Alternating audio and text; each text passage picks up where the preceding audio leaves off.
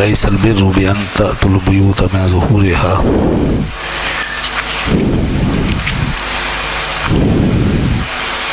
ليس البر أن تولوا وجوهكم قبل المشرق والمغرب ولكن البر من آمن بالله واليوم الآخر والملائكة والكتاب والنبيين وآتى المال على حبه ذوي القربى واليتامى والمساكين وابن السبيل والسائلين وفي الرقاب وقام الصلاة وآتى الزكاة والموفون بعهدهم إذا عاهدوا والصابرين في البأساء والضراء وحين البأس أولئك الذين صدقوا وأولئك هم المتقون صدق الله العلي العظيم وبلغنا رسوله النبي الكريم ونحن على ذلك لمن الشاهدين والشاكرين والحمد لله رب العالمين. درود پاک پڑھ لیجیے. اللهم صل وسلم على مولانا محمد وسلم وسلم علیہ وسلم علیک یا سیدی یا رسول اللہ وعلی آلہ وصحبہ. آج سورہ بقرہ مکمل ہو گئی اور سورہ آل عمران میں داخل ہو گئے. طویل ترین سورہ ہے قرآن کی.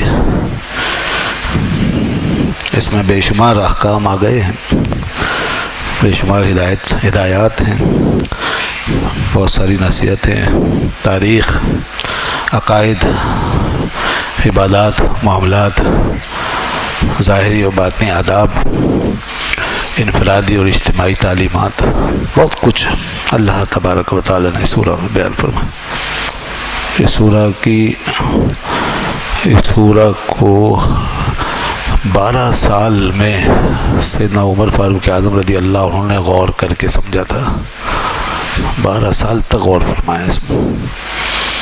ظاہر اس گہرائی کے ساتھ انہوں نے اس میں کام لیا اور اتنے سال لگے, اور وہ بھی ان جیسی شخصیت اگر 12 سال تک اللہ کے کلام میں غور و فکر کرے تو کیا کچھ نکال کے لائے ہوں گے وہ. تو اس سورہ میں کئی سارے احکام ہیں. نیکی کے بارے میں بتایا. نیکی سے ابتدا آج جو آیت شروع ہوئی ہے, جہاں سے تراویح شروع ہوئی ہے, وہ لیس البر ان تولوا, یہ ہے. نیکی کیا چیز ہے؟ نیکی کے بارے میں مختلف مذاہب نے کانسیپٹس بگاڑ دیے ہیں, اور ہم مسلمان بھی جب دین کو نہ سمجھنے کی بنیاد پہ چلتے ہیں اور اس کو صحیح سے انڈرسٹینڈ نہیں کرتے تو پھر نیکی بدی کا اپنا اپنا تصور بنا لیتے ہیں. اللہ تعالیٰ نے فرمایا نیکی یہ نہیں ہے کہ تم چہرے بس موڑتے رہو ادھر ادھر, مشرق کی طرف مغرب کی طرف. یہودیوں نے کر رکھا تھا نا, مشرق کی طرف منہ کر لیا, مغرب کی طرف منہ کر لیا. اسی ایک ظاہری عمل کو انہوں نے نیکی سمجھ لی. یہ کیا نیکی ہے جس کے اندر چہرے موڑنے کے علاوہ کوئی کام ہی نہیں؟ جہت پرستی, اس ظاہری جو ڈائریکشن ہے بھائی اس کی طرف منہ کر لینا. یہاں دلوں کی بات ہو رہی ہے, ذہنوں کو متوجہ کرنا ہے, انسان کو پورا کسی طرف مائل ہونا ہے, سب کچھ تبدیل ہونا ہے. دین تو ایسا انقلاب لے کر آیا اور یہ صرف چہرے موڑ موڑ کے بیٹھے ہیں اور ظاہرداری میں پڑے ہوئے. تو نیکی جو ہے دین میں, اللہ کے دین میں, قرآن کی نظر میں کسی کھوکھلے پن کا نام نہیں. نیکی کسی سطحیت کا نام نہیں. نیکی کسی ظاہرداری کا نام نہیں. نیکی کسی تصنع بناوٹ کا نام نہیں. آرٹیفیشلزم کا نام نیکی نہیں ہے. فارملائزیشن کا نام نیکی نہیں ہے. لیبلائزیشن کا نام نیکی نہیں ہے. سمبلائزیشن کا نام نیکی نہیں ہے. یہ علامتیں بنا لینا, پٹے لگا لینا, کلر چڑھا لینا, اوپر سے رنگ لینا اپنے آپ کو, یہ نیکی ہے. لوگوں نے بس انہی چیزوں کو سب کچھ سمجھ لیا. آج بہت کچھ ایسا دیکھنے میں آ رہا ہے. اور یہ میڈیا تو سارا ہے آرٹیفیشلزم. میڈیا کیا سکھاتا ہے؟ سوشل میڈیا, یہ موبائل, یہ نیٹ, یہ سب کیا ہے؟ یہ تو ہمیں پورا ظاہر پرست, اوپر سے بس کیسے لگ رہے ہیں, سیلفیاں کیسی لگ رہی ہیں, فوٹوگرافی کیسی ہو رہی ہے, ادائیں کیسی لگ رہی ہیں, اسٹائل کیسے لگ رہے ہیں, اوپر نماز کیسے پڑھ رہے ہیں, اوپر سے حج کیسے کر رہے ہیں, حاضری کیسی دے رہے ہیں. کیا تماشا. یہ اس ظاہر پرست قوم نے، کافروں نے ان چیزوں کو اس طرح استعمال کیا. انہوں نے، ان کا تو دین مذہب یہی ہے. وہ تو دل کے منکر ہیں، وہ تو روح کے منکر ہیں، وہ باطن میں کیا جائیں گے. ان کا تو یہ بس جو اوپر سے ڈھانچہ ہے نا، یہی پورا دین دنیا ہے، یہی دین دھرم ہے. بس شکل اچھی، ظاہر اچھا، شہرت مل گئی، نام ہو گیا، اور کسی کو ریکارڈ بنا لیا دنیا میں. بس ہمیں اپنے دین کے حساب سے دیکھنا چاہیے. اللہ نے ہمیں ظاہر سے زیادہ باطن کی طرف متوجہ ہونے کا حکم کیا. اسلام جو ہے وہ ہمارے ظاہر سے زیادہ ہمارے باطن کی فکر کرتا ہے. لہذا نیکی کا جو تصور دین نے دیا ہے وہ ظاہر سے تعلق اس کا کم، باطن سے زیادہ. 75%، 80% باطن کی گہرائیوں سے نیکی پھوٹتی ہے. پھر اس کی فلاورنگ ہوتی ہے اوپر سے، پھر اس کی نمود ہوتی ہے اوپر. اور وہ تھوڑی سی بھی نمود جو اس گہرائی کے ساتھ ہوتی ہے تو وہ ایسے درخت کی طرح ہوتی ہے جس کی جڑیں نیچے گہری ہو اور اوپر بھلے شاخ پتلی سی ہو، وہ بڑی مضبوط ہوگی. جس کی جڑ گہری ہے نا وہ درخت کبھی نہیں سوکھتا، اور جس کی جڑ گہری نہیں ہے وہ ٹاور کی طرح اوپر چلا گیا ہو، اس کی کوئی حیثیت نہیں، ایک دھکا مارو گر جائے گا. تو ہم بھی کوئی ایسی نیکی نہ کرنے لگ جائیں کہ جو اوپر سے ایک ٹاور تو نظر آئے لیکن نیچے اس کی جڑ کوئی نہ ہو، بنیاد کوئی نہ ہو.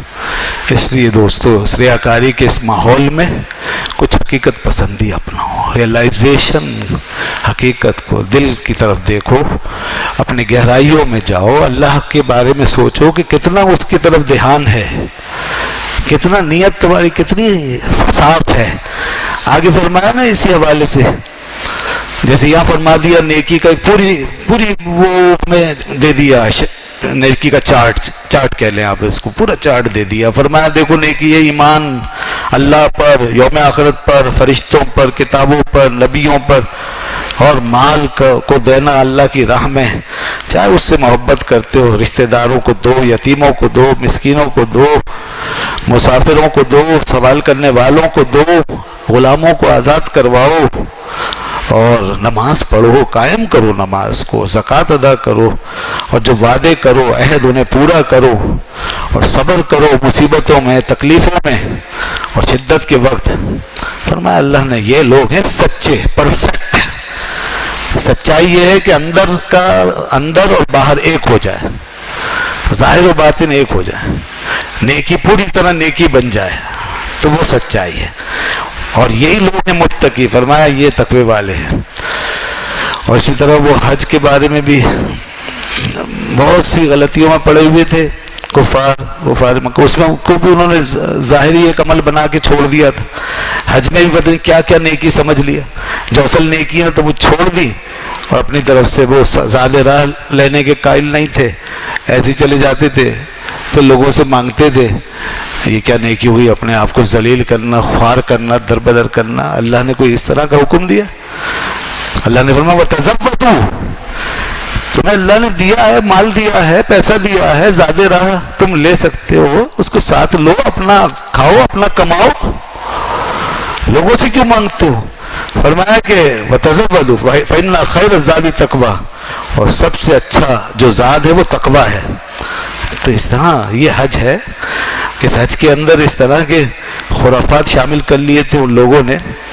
ایسے گھر سے نکل جاتے تھے تو واپس کبھی آنا پڑتا راستے میں سے تو دیوار پھاڑ کے آتے تھے، پھلان کے آتے تھے، توڑ کے آتے تھے، پیچھے کی دیوار میں سوراخ کر کے آتے تھے، سامنے کی دیوار سے نہیں آتے تھے، گھر دروازے سے نہیں آتے تھے، اور کہتے تھے دروازے سے آنا یہ گناہ ہے.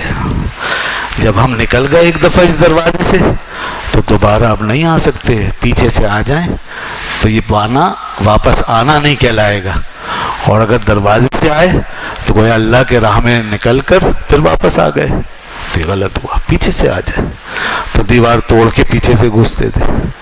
اللہ تعالیٰ نے فرمایا یہ تم نے حج میں کیا داخل کر دیا ہے اور اس کو سمجھتے ہو نیکی. فرمایا وَلَيْسَ الْبِرُّ بِأَن تَأْتُوا الْبُيُوتَ مِن ظُهُورِهَا، یہ کوئی نیکی نہیں ہے کہ تم اپنے گھروں کے پچھواڑوں سے آؤ. وَلَكِنَّ الْبِرَّ مَنِ اتَّقَىٰ. پھر بتایا نیکی تو یہ ہے کہ تمہارا ظاہر و باطن بدل جائے, تم میں تقوی آ جائے, تم میں ایک ڈائنامزم پیدا ہو جائے.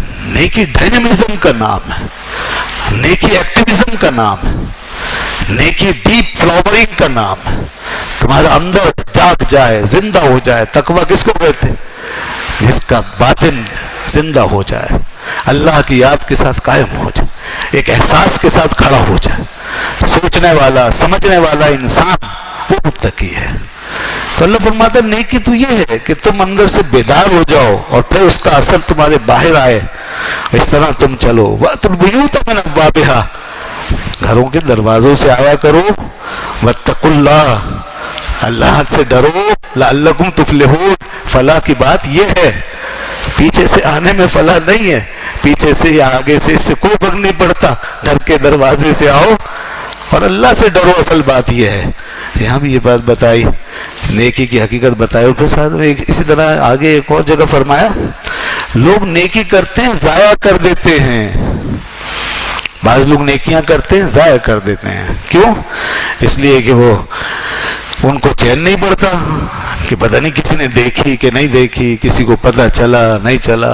اندر جو ہے وہ ایک ہوس ہے, بتانے کی خواہش ہے, بار بار شیطان چٹکیاں بھر رہا ہے, جلدی بتاؤ. نفس ہے اندر, وہ بے چین ہے, ابھی تک بتایا کیوں نہیں. تو وہ اس طریقے سے تو وہ بتانے کی فکر میں لگ جاتے ہیں, جتانا چاہتے ہیں, کبھی احسان بھی جتاتے ہیں. اللہ تعالیٰ نے فرمایا کہ تم اپنی نیکیوں کو اس طرح کر کے ضائع مت کرو. وَلَا تُبْطِلُوا صَدَقَاتِكُمْ بِالْمَنِّ وَالْأَذَىٰ, یہ تم احسان جتا کے اذیت دے کے برباد نہ کرو. تو پتہ ہی چلا کہ جب آدمی دین کے مقصد سے ہٹ جاتا ہے نا, تو چاہے وہ آغاز میں ہو یا انجام میں, تو پھر وہ نیکی یا تو شروع ہی نہیں ہوتی یا کر چکے ہوتے ہیں تو ضائع ہو جاتی. دین کا ایک مقصد ہے, ایک ویژن ہے. دین ہمارے اندر انقلاب چاہتا ہے, تبدیلی چاہتا ہے. اور جب آپ اس میں بالکل ناکام ہو جاتے ہیں اور آپ اس کے مقصد اور فلسفی کو دین کی بھول جاتے ہیں اور نیکی کے فلسفے کو غارت کر دیتے ہیں, تو نیکی دھری کی دھری رہ جاتی ہے. اللہ کو نیکیوں کا کیا کرنا ہے؟ اللہ کو تو چین چاہیے, ہمارے اندر چین چاہیے, ہمارے اندر تبدیلی چاہیے. اس میں تھوڑی کوئی وہاں جمع کر کے اپنی بلڈنگیں بنانی, کوئی اپنی بادشاہ چمکانی. اسے تو چین چاہیے. نیکی جتنی بلند ہوگی چینج اتنا ہی زیادہ ہوگا. جتنا چینج ہوگا اسی حساب سے نیکی نظر آئے گی. تو یہ ہے وہ چیز, یہ معیار. اس چینج کا نام ہے تقویٰ. ہماری شخصیت میں نکھار آ جائے, ہماری سوچ اور فکر بدل جائے. تو اس لیے سوچنا چاہیے. اب لوگ کہتے ہیں میں اتنے سالوں سے یہ کام کر رہا ہوں صاحب, میں اتنے سالوں سے اتنی دفعہ گیا آیا, اتنے حج ہوئے, اتنے عمرے کیے. میں ایک بات سوچتا ہوں, ماشاءاللہ سارا ریکارڈ موجود ہے, مگر چینج کیا آیا؟ بدلے کتنا یہ بھی دیکھا؟ اس میں کچھ بھی نہیں. وہیں کے وہیں کھڑے, وہی کام چل رہے ہیں, وہی ہیرا پھیریاں چل رہی, وہ 2 نمبری چل رہی, وہی گڑبڑ چل رہی. وہ غصے کے سخت ہیں, جہاں غصہ ہے دکھا دیا, جہاں کسی کو مارنا ہے مار دیا, جہاں کسی اس کے ساتھ زیادتی کرنی ہے کر دی. جہاں تکبر ہے تکبر ہے, جہاں حسد ہے حسد ہے, جہاں چڑچڑاپن ہے وہ ہے. کوئی تبدیلی نہیں آ رہی, نہ کوئی سینس, نہ کوئی سوچ, نہ فیلنگز, نہ شخصیت, کچھ نہیں بدل رہا. تو انسان میں بدلنے کے لیے اتنا کچھ ہے. تو اس لیے نیکیاں وہی ہیں جو آپ کو مجھے بدلے. تو اس لیے اللہ تعالیٰ نے یہ ساری چیزیں ہمیں بتائی ہیں کہ دیکھو اپنے آپ کو بدلو, اور ایسا بدلو کہ جب تم خود بدل جاؤ گے تو ساری دنیا بدلی بدلی نظر آئے گی. جب تک ہم نہیں بدلیں گے کوئی چیز بھی ہمیں درست نظر نہیں آئے گی. ہمیں اپنے آپ کو بدلنا ہے. قرآن حکیم بار بار اس حوالے سے ہمیں یاد دہانی کراتا ہے. یہاں پر روزے کے احکام بھی آ گئے جناب. روزے کی ساری آیتیں آج آپ نے سن لی, جو یہاں تفصیل سے روزے کا بیان وہ آج آ گیا ہے 2 پارے میں سورہ بقرہ میں. اور اسی کے ساتھ اہل عرب کے اندر ایک بڑا ظلم تھا, بڑی زیادتی. وہی جو میں نے شروع میں کل بات کی تھی کہ وہ جو غلط تقسیم اگر کر دیں گے نا انسانوں کے درمیان تو پھر نہ ختم ہونے والے ظلم کا سلسلہ شروع ہو جائے گا.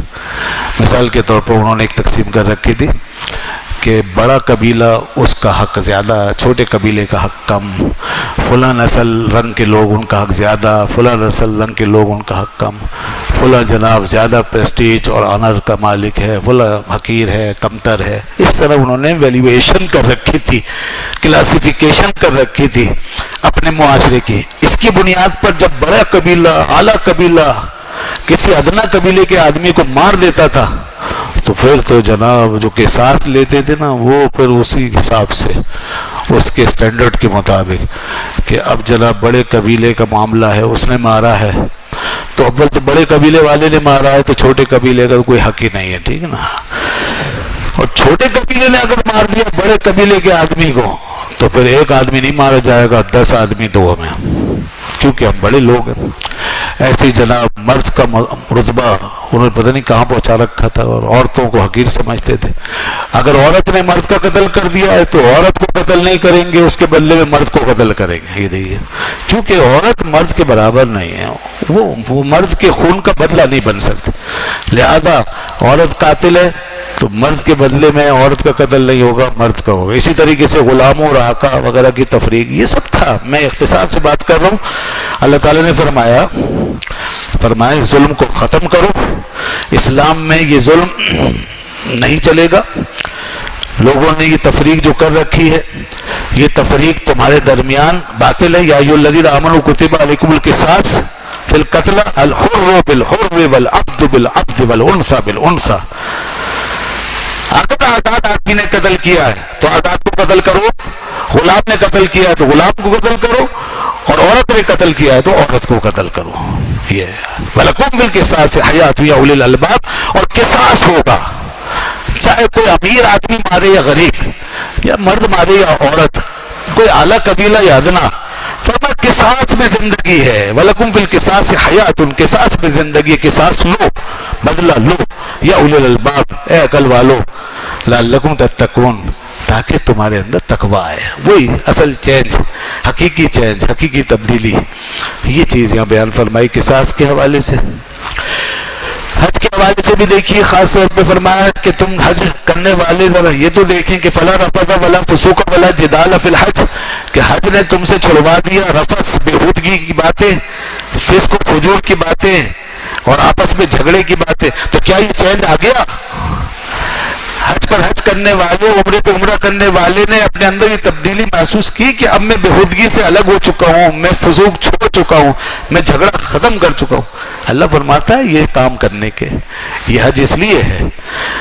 تو جیسے روزے کے لیے فرمایا آپ صلی اللہ علیہ وسلم نے کہ جب تم میں سے کوئی روزے دار ہو فَإِنْ صَابَهُ أَحَدٌ أَوْ قَاتَلَهُ، تو اس سے اگر کوئی گالی دے، روزے دار کو کوئی گالی دے یا اس سے کوئی لڑے، تو روزے دار کو چاہیے کہ اس سے کہہ دے انی امرؤ صائم، میں روزے سے ہوں، میں تمہارا بدلہ نہیں لوں، میں بدلہ نہیں لوں گا، میں جواب نہیں دوں گا، میں روزے سے ہوں. تو یہ بچا لیا روزے نے. اور فرمایا الصیام جنۃ، روزہ ڈھال ہے. روزہ اس لیے ہے تاکہ تم بچو. کس سے بچو؟ گناہوں سے بچو. یہ کھانا پینا تو علامت، ایک پریکٹس، ایک کنٹرول پاور پیدا کرنے کے لیے کہ اس کو چھڑوا کر کنٹرول پاور.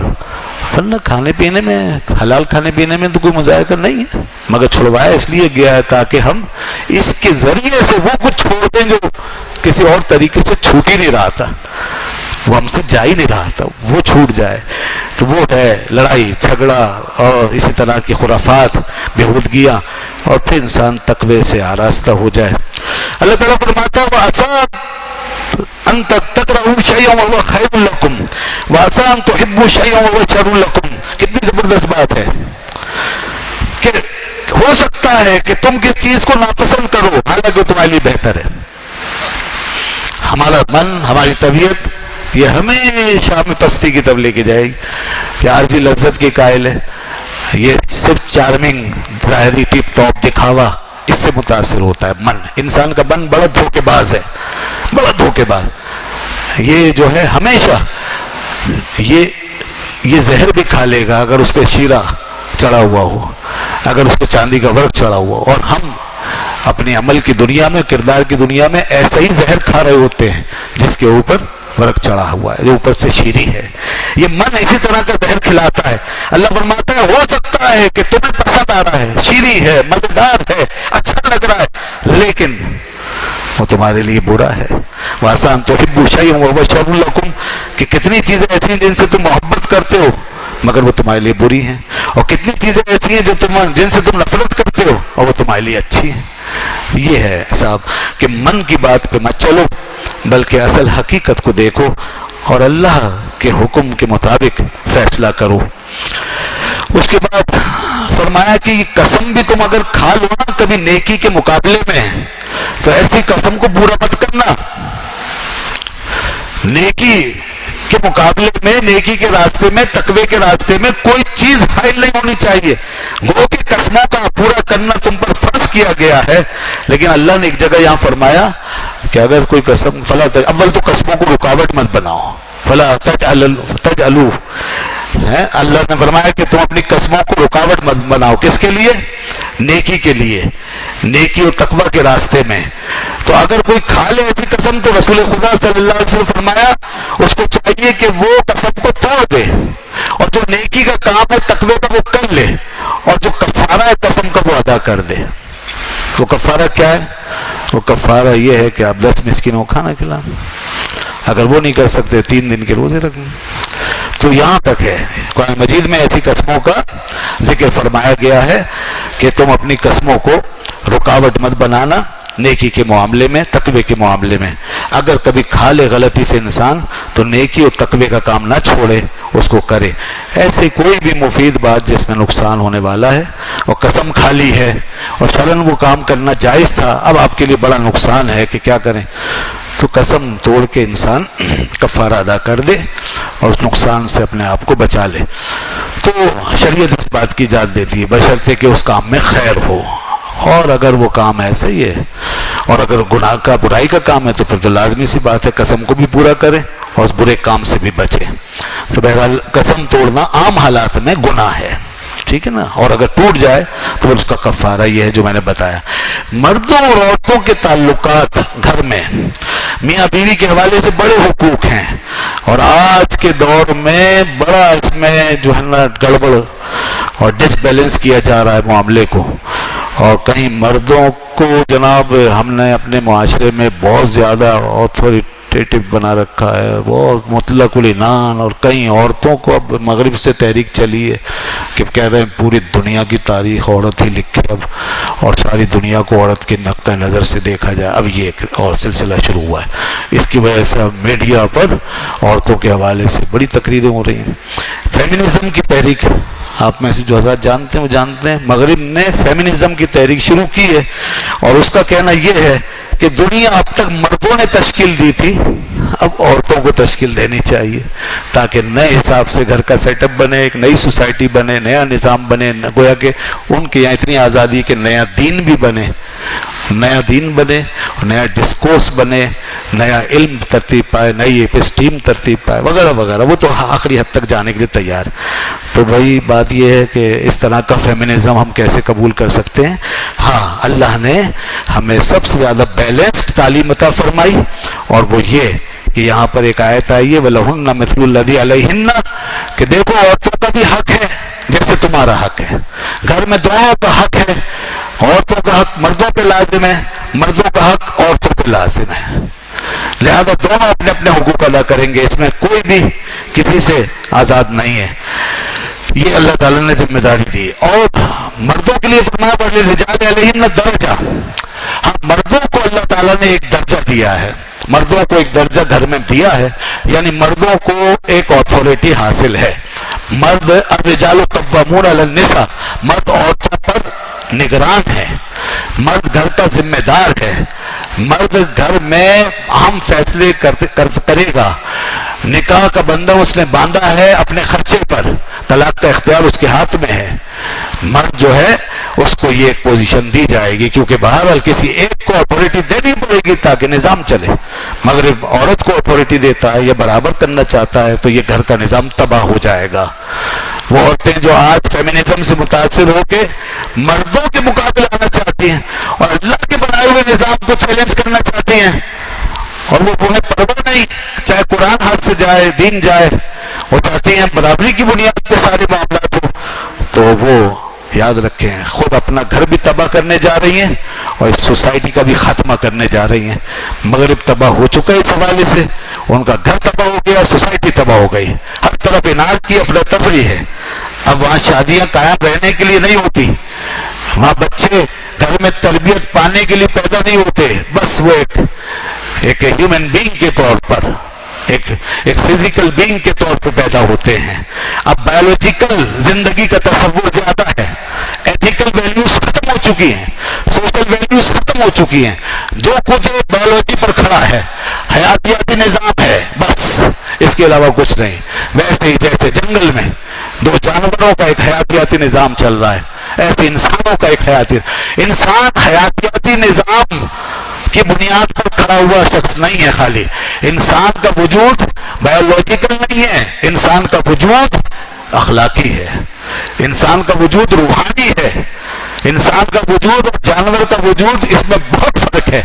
انسان کو اللہ نے اوپر بڑھنے کی، ترقی کرنے کی اور بڑے بڑے کام انجام دینے کی صلاحیت دی ہے. اور سب سے بڑی بات یہ کہ دنیا اور آخرت میں کامیابی کے لیے انسان کو پیدا کیا ہے اور اپنا قرب عطا کیا ہے انسان کو، اپنی معرفت کا حامل بنایا ہے. اس لیے انسان کا وجود ہمارے نقطہ نظر سے اخلاقی زیادہ ہے اور روحانی زیادہ ہے. تو وہ اسی وجود کو قائم رکھتا ہے دین، جب یہ گھر کا نظام ہمیں بنا کے دیتا ہے اور ہمیں سوسائٹی کے آداب سکھاتا ہے اور ہمیں کاروبار و معیشت کے اصول سکھاتا ہے. تو اس پورے پرسپیکٹو میں ہمیں یہ سب کچھ دیا جاتا ہے. لہذا ہمیں جذباتی نہیں ہونا چاہیے، محض کسی پروپیگنڈے کی بنیاد پر ایک جذباتی نعرہ لے کر کے اس کو نہیں اچھال دینا چاہیے. ہمیں دین کے پورے اسٹرکچر کو سمجھنا چاہیے، اس کی فلسفی کو، کہ دین کیا ہم سے مطالبہ کرتا ہے. یہاں پر عدت کے احکام بھی بیان کیے ہیں. عدت کے احکام، آج خواتین عدت کے احکام کی قائل نہیں ہیں. بہت سے زندگی اتنی مصروف ہو گئی ہے کہ وہ عدت وغیرہ کے لیے ان کے پاس وقت ہی نہیں ہے، اور وہ عدتیں ایسی گزر جاتی ہیں اور بڑا گناہ ہے. یا طلاق اگر ہو جائے تو 3 قروء کی عدت بیان کی گئی ہے. 3 قروء یعنی 3 ماہواری. اور اس طریقے سے اگر شوہر فوت ہو جائے تو 4 مہینے 10 دن کی عدت بیان فرمائی گئی ہے اس سورہ کے اندر، کہ 3 ماہواری طلاق کی عدت. 3 طلاقیں اگر ہو جائے، 1 طلاق ہو یا 2 یا 3 ہو، تو یہ طلاق کی عدت بتائی گئی. اور اگر شوہر فوت ہو جائے تو فرمایا کہ یتربصن بانفسہن 4 اشہر و عشرہ، 4 مہینے تک اپنے آپ کو روکے رکھیں. اور یہاں یہ بھی بتا دیا کہ عورتوں کے ساتھ ظلم نہ کرو.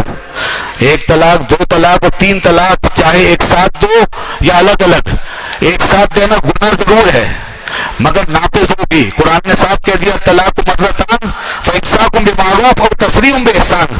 پھر آگے فرمایا فإن طلقها، پس اگر تیسری طلاق بھی دے دی، اس کی قید نہیں ہے کہ ایک ساتھ دی ہیں تینوں یا الگ الگ، حکم ایک ہی ہے. فرمایا فلا تحل له من بعد، پھر وہ اپنے شوہر کے لیے حلال نہیں ہے حتی تنکح زوجا غیرہ، یہاں تک کہ اب وہ کہیں اور جا کے نکاح کرے، پھر وہاں سے طلاق ہو، پھر اس کی عدت ہو، تو بھی پہلے شوہر کے لیے حلال ہوگی ورنہ حلال نہیں ہوگی.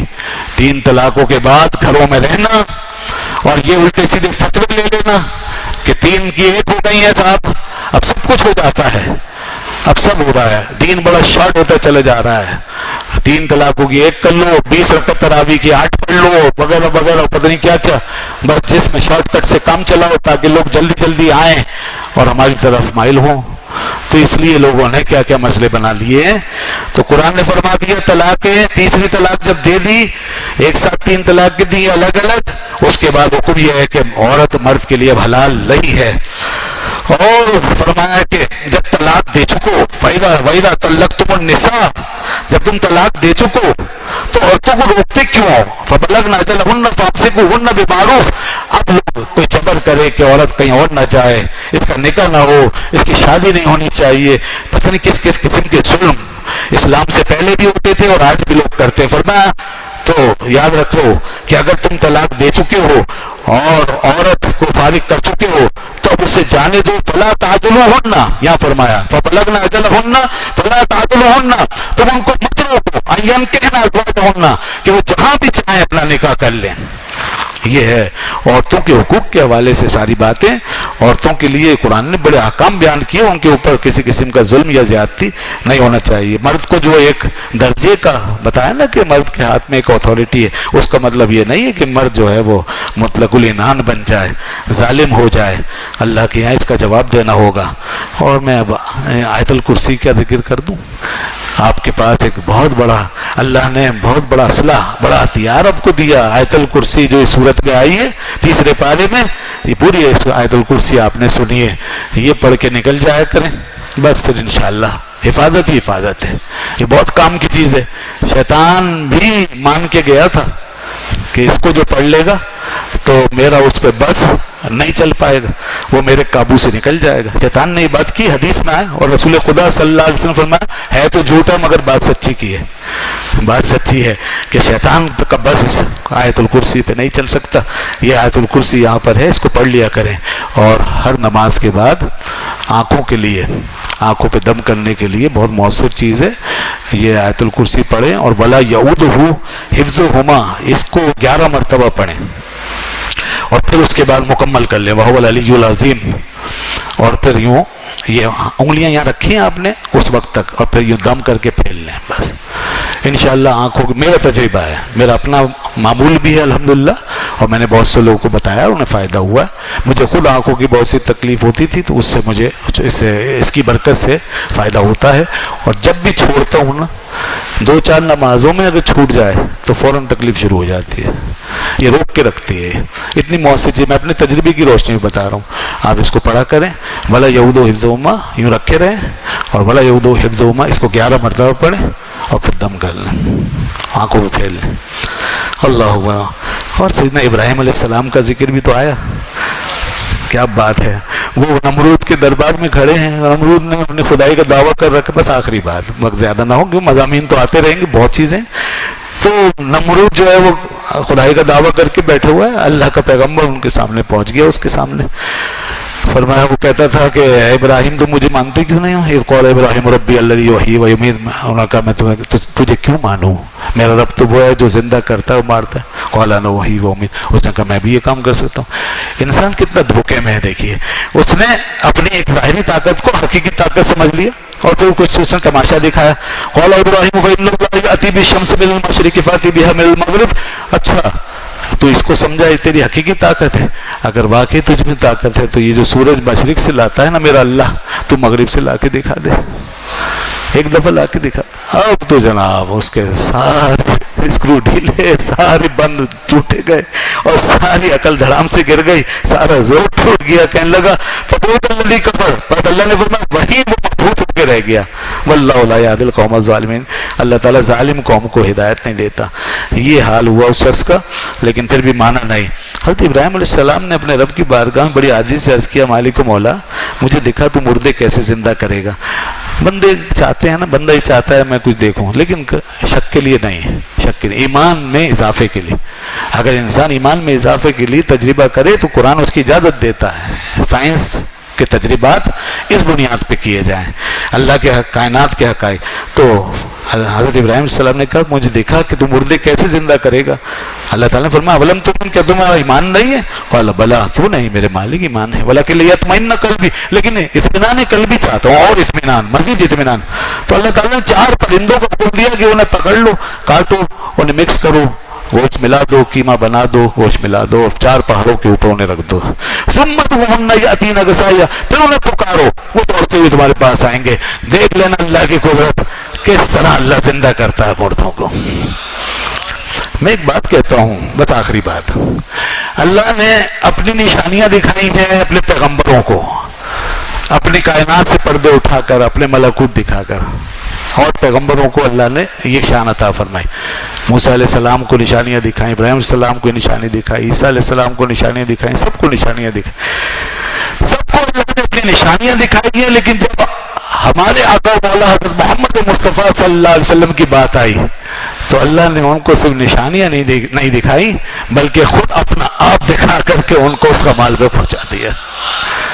نشانیاں نہیں, خود نشانیاں تو اپنی جگہ ہیں. پھر معراج کی رات اللہ نے اپنا ثم دنا فتدلى فكان قاب قوسين او ادنى. اے محبوب تیرا مقام بہت بلند ہے. موسیٰ علیہ السلام نے کہا تھا اے رب مجھے دکھا دے تو کیسا ہے, فرمایا تم نہیں دیکھ سکتے, یہ کسی اور کا مقام ہے. لہذا جب وہ معراج کی رات آئی تو اللہ نے اپنے آپ کو بے حجاب اپنے حبیب کو دیدار کرایا اپنا, اور وہ اس مقام پر پہنچایا. یہ ہے رسول خدا صلی اللہ علیہ وسلم کی شان. وآخر دعوانا الحمدللہ رب العالمین, الحمدللہ رب العالمین, والصلاة والسلام علی سید الانبیاء والمرسلین وعلی آلہ وصحبہ اجمعین. اللہم انت السلام ومنک السلام تبارک ربنا یا ذا الجلال والاکرام. رب اغفر وارحم انت خیر الراحمین. ان اللہ وملائکتہ یصلون علی النبی یا ایھا الذین آمنوا صلوا علیہ وسلموا تسلیما. اللہم صل علی سیدنا مولانا محمد وعلی آل سیدنا مولانا محمد وبارک وسلم وصلی علیہ. سبحان ربک رب العزۃ عما یصفون وسلام علی المرسلین.